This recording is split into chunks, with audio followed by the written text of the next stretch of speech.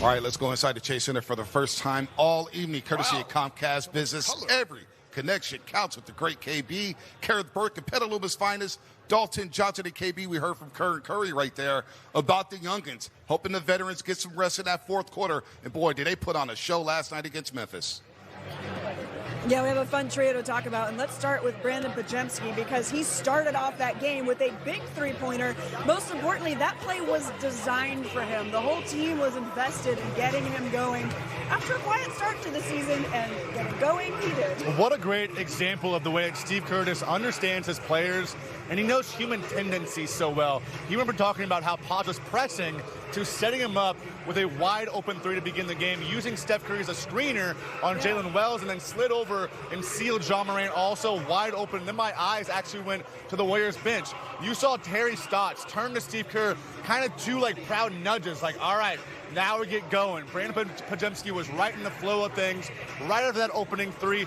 Kerith, his 23 points were 3 fewer than his previous season total. Before that, his 6 assists doubled his previous season total. His 5 3-pointers were 1 more than what he had through the first 3 games, all while having 0 turnovers. That was the exact kind of game Brandin Podziemski needed after what he was in the first few games, but especially after what a strong training camp he had with the Warriors that Steve Kerr kept praising. Yeah, and I think the 0 turnovers also important. So BP just in a total group. How about JK in a total group? Leading the team in scoring, leading the team in rebounding, but rebounding fits into a bigger picture for him. Oh, a much bigger picture. The 25 points, they were like an easy 25 points, but rebounding seems easier and easier for him as well. 10 rebounds for Jonathan Kuminga. He only had 2 of those games all of last season. It took him until the Warriors' 30th game last season to get the 10 rebounds. A complete change in mindset from Jonathan Kuminga, averaging 18 and 8 right now, 58% from the field,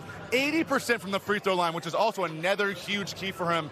And I just think that him and Moses Moody, you're seeing that continuation of their growth, their maturity, fitting their roles, and Moses Moody as well, where the third quarter, we talked about it earlier, Bonte and Fezzi, about how great the third quarter has been for the Warriors. Moses Moody scored 12 of the Warriors' 14 bench points in that third quarter. The Warriors went from a 4-point halftime lead to a 16-point lead going into the fourth quarter. 3 3-pointers for Moses Moody. I thought his defense was phenomenal. Just the versatility, the way he was able to slide up top and then go back down with 2 blocks.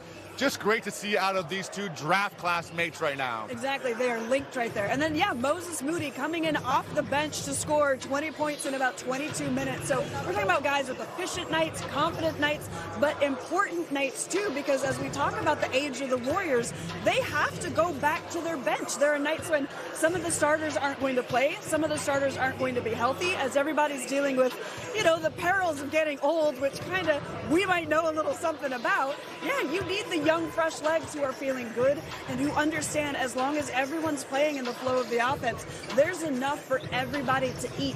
What did Steph say post-game, right? The ball has energy, it will find you. And so many guys up and down the lineup last night had one of those kind of good games for team chemistry.